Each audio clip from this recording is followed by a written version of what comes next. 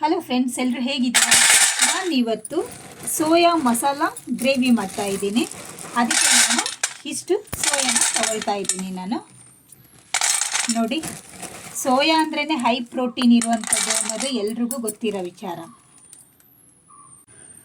ಮೊದಲಿಗೆ ನಾನು ಸೋಯಾನ 2ರಿಂದ 3 ಸರಿ ಇದನ್ನು ನೀಟಾಗಿ ತೊಳ್ಕೊಳ್ತೀನಿ.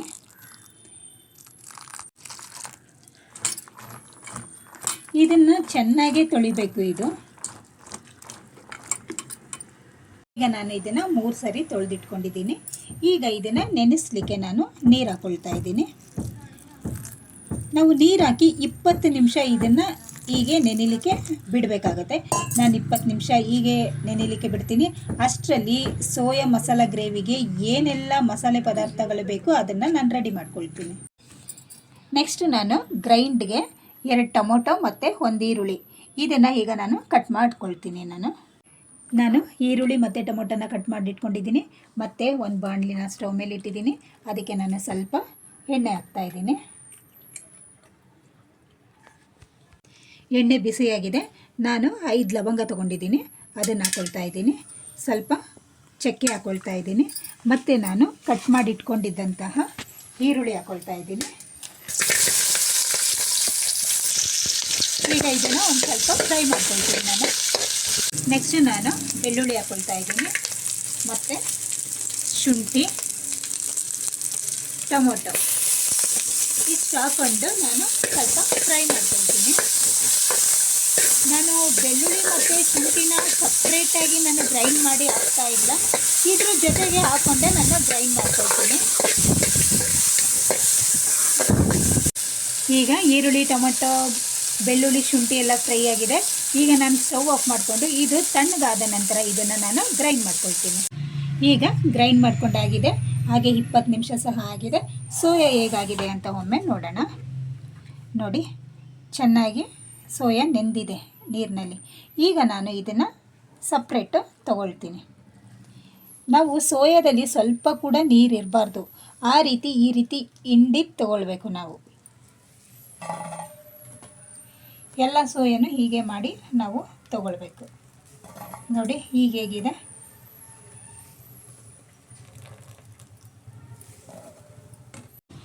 ಈಗ ನಾನು ಎಲ್ಲ ಸೋಯಾನ ನೀರಿನಿಂದ ತೆಗೆದಿಟ್ಕೊಂಡಿದ್ದೀನಿ. ಮೊದಲಿಗೆ ಈಗ ಬಾಣಲಿಗೆ ನಾನು ಸ್ವಲ್ಪ ಎಣ್ಣೆ ಹಾಕ್ಕೊಳ್ತಾ ಇದ್ದೀನಿ. ಎಣ್ಣೆ ಬಿಸಿಯಾಗಿದೆ. ನಾನು ಸಣ್ಣದಾಗಿ ಕಟ್ ಮಾಡಿಟ್ಕೊಂಡಿದ್ದಂತಹ ಈರುಳ್ಳಿನ ಹಾಕ್ಕೊಳ್ತಾ ಇದ್ದೀನಿ. ಹಾಕ್ಕೊಂಡು ಈರುಳ್ಳಿನ ಒಂದು ಚೆನ್ನಾಗಿ ಫ್ರೈ ಮಾಡ್ಕೊಳ್ಳೋಣ.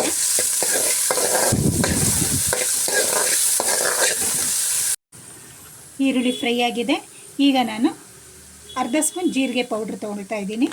ಮತ್ತು ಅರ್ಧ ಸ್ಪೂನು ಧನಿಯಾ ಪೌಡ್ರ್ ತೊಗೊಳ್ತಾ ಇದ್ದೀನಿ. ಮತ್ತು ಖಾರಕ್ಕೆ ತಕ್ಕ ಹಾಗೆ ನಾನು ಚಿಲ್ಲಿ ಪೌಡ್ರ್ ತೊಗೊಳ್ತಾ ಇದ್ದೀನಿ. ಇದನ್ನೆಲ್ಲ ಹಾಕ್ಕೊಂಡು ಚೆನ್ನಾಗಿ ಫ್ರೈ ಮಾಡ್ಕೊಳ್ಬೇಕು. ಇದೆಲ್ಲ ಚೆನ್ನಾಗಿ ಫ್ರೈ ಮಾಡಿದ್ರೇ ಚೆಂದ ಬರುತ್ತೆ. ಈ ರೀತಿ ಚೆನ್ನಾಗಿ ಫ್ರೈ ಮಾಡ್ಕೊಳ್ಳೋಣ. ನೆಕ್ಸ್ಟ್ ನಾನು ಸ್ವಲ್ಪ ಅರಿಶಿನ ಹಾಕ್ಕೊಳ್ತಾ ಇದ್ದೀನಿ. ಅರಿಶಿನ ಹಾಕ್ಕೊಂಡು ಮಿಕ್ಸ್ ಮಾಡ್ಕೊಳ್ತಾ ಇದ್ದೀನಿ. ನೆಕ್ಸ್ಟ್ ನಾನು ಇಲ್ಲಿಗೆ ಸೋಯಾನ ಸೇರಿಸ್ಕೊಳ್ತಾ ಇದ್ದೀನಿ. ಇದನ್ನು ಸೇರಿಸ್ಕೊಂಡು ಒಂದು 2 ನಿಮಿಷದವರೆಗೂ ಇದನ್ನು ಹೀಗೇ ಫ್ರೈ ಮಾಡ್ಕೊಳ್ಬೇಕು. ಇದೆಲ್ಲ ಎಣ್ಣೆಲೆ ಸ್ವಲ್ಪ ಫ್ರೈ ಆಗಲಿ ಚೆನ್ನಾಗಿ. ಇದನ್ನು ಚೆನ್ನಾಗಿ ಫ್ರೈ ಮಾಡ್ಕೊಳ್ತೀನಿ. ಈಗ 2 ನಿಮಿಷ ಆಗಿದೆ. ಇದೆಲ್ಲ ಚೆನ್ನಾಗಿ ಎಣ್ಣೆನಲ್ಲೇ ಫ್ರೈ ಆಗಿದೆ. ಈಗ ನಾನು ಗ್ರೈಂಡ್ ಮಾಡಿ ಇಟ್ಕೊಂಡಿದ್ದಂಥ ಮಸಾಲನ ಸೇರಿಸ್ಕೊಳ್ತಾ ಇದ್ದೀನಿ. ಇಲ್ಲಿಗೆ ಸೇರಿಸ್ಕೊಂಡು ಇದನ್ನು ಒಮ್ಮೆ ಚೆನ್ನಾಗಿ ಮಿಕ್ಸ್ ಮಾಡ್ಕೊಳ್ತೀನಿ. ಈ ಸಮಯದಲ್ಲಿ ನಮಗೆ ಎಷ್ಟು ನೀರು ಬೇಕು ಅದನ್ನು ಸ್ವಲ್ಪ ಸೇರಿಸ್ಕೊಳ್ತಾ ಇದ್ದೀನಿ ನಾನು. ಸೇರಿಸ್ಕೊಂಡು ಒಮ್ಮೆ ಮಿಕ್ಸ್ ಮಾಡ್ಕೊಳ್ಳಿ. ಗ್ರೇವಿ ಎಷ್ಟು ಬೇಕು ಅದನ್ನು ನೋಡಿಕೊಂಡು ನೀರು ಹಾಕಿ. ಹೆಚ್ಚಾಗಿ ನೀರು ಹಾಕ್ಲಿಕ್ಕೆ ಹೋಗಬೇಡಿ, ನೋಡ್ಕೊಂಡು ಹಾಕ್ಕೊಳ್ಳಿ. ಈಗ ನಾನು ನೆಕ್ಸ್ಟು ರುಚಿಗೆ ತಕ್ಕಷ್ಟು ಉಪ್ಪನ್ನು ಸೇರಿಸ್ಕೊಳ್ತಾ ಇದ್ದೀನಿ. ನಾನು ಉಪ್ಪನ್ನ ಈ ಹಂತದಲ್ಲಿ ಹಾಕಿದ್ರೆ ಸಾಕಾಗತ್ತೆ. ನಾನು ಉಪ್ಪು ಸೇರಿಸ್ಕೊಳ್ತಾ ಇದ್ದೀನಿ. ಸೇರಿಸ್ಕೊಂಡು ಒಮ್ಮೆ ಚೆನ್ನಾಗಿ ಮಿಕ್ಸ್ ಮಾಡ್ಕೊಳ್ತೀನಿ. ನನಗೆ ಇನ್ನು ಸ್ವಲ್ಪ ನೀರು ಬೇಕು ಅನ್ನಿಸ್ತಾ ಇದೆ, ಸ್ವಲ್ಪ ನೀರು ಸೇರಿಸ್ಕೊಳ್ತೀನಿ.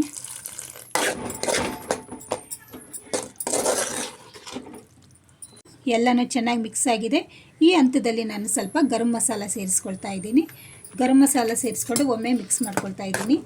ಈ ಗ್ರೇವಿನ ನಾವು ಚಪಾತಿ, ಪೂರಿ, ರೊಟ್ಟಿ, ದೋಸೆ ಇದಕ್ಕೆಲ್ಲನೂ ತುಂಬ ಚೆನ್ನಾಗಿ ತಿನ್ನಲಿಕ್ಕೆ ಇಷ್ಟ ಆಗುತ್ತೆ ನಮಗೆ. ಇದನ್ನು ನಾನು ಈಗ ಒಂದು 10 ನಿಮಿಷದವರೆಗೂ ಇದನ್ನು ಹೀಗೆ ಮೀಡಿಯಮ್ ಫ್ಲೇಮಲ್ಲಿ ಇಡಬೇಕು. ತುಂಬಾ ಫ್ಲೇಮ್ ಜೋರಾಗಿ ಇಡೋದು ಬೇಡ, ಮೀಡಿಯಮ್ ಫ್ಲೇಮಲ್ಲಿ ಇಡಬೇಕು. ಇದನ್ನು ಮುಚ್ಚಿ ನಾನು 10 ನಿಮಿಷ ಹೀಗೆ ಬೇಯಲಿಕ್ಕೆ ಬಿಡ್ತೀನಿ. ಈಗ 10 ನಿಮಿಷ ಆಗಿದೆ, ತೆಗೆದು ನೋಡ್ತಾ ಇದ್ದೀನಿ ಹೇಗಾಗಿದೆ ಅಂತ. ನೋಡಿ, ಚೆನ್ನಾಗಾಗಿದೆ.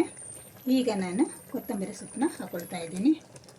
ಸಣ್ಣದಾಗಿ ಕಟ್ ಮಾಡಿ ಇಟ್ಕೊಂಡಿದ್ದಂಥ ಕೊತ್ತಂಬರಿ ಸೊಪ್ಪು ಹಾಕ್ಕೊಂಡಿದ್ದೀನಿ. ಈಗ ಸೋಯಾ ಮಸಾಲ ಗ್ರೇವಿ ರೆಡಿಯಾಗಿದೆ. ಇದನ್ನು ನಾನು ಬೇರೆ ಪಾತ್ರೆಗೆ ಸರ್ವ್ ಮಾಡ್ಕೊಳ್ತೀನಿ. ಈಗ ಚಪಾತಿ ಜೊತೆಗೆ ಸೋಯಾ ಮಸಾಲ ಗ್ರೇವಿ ರೆಡಿಯಾಗಿದೆ. ಇದು ತುಂಬಾ ರುಚಿಯಾಗಿರುತ್ತೆ. ನನ್ನ ವಿಡಿಯೋ ನಿಮಗೆಲ್ಲ ಇಷ್ಟ ಆಗಿದೆ ಅಂತ ತಿಳ್ಕೊಳ್ತೀನಿ. ನನ್ನ ವಿಡಿಯೋನ ಲೈಕ್ ಮಾಡಿ, ಶೇರ್ ಮಾಡಿ, ಸಬ್ಸ್ಕ್ರೈಬ್ ಮಾಡಿ. ಥ್ಯಾಂಕ್ ಯು, ಧನ್ಯವಾದಗಳು.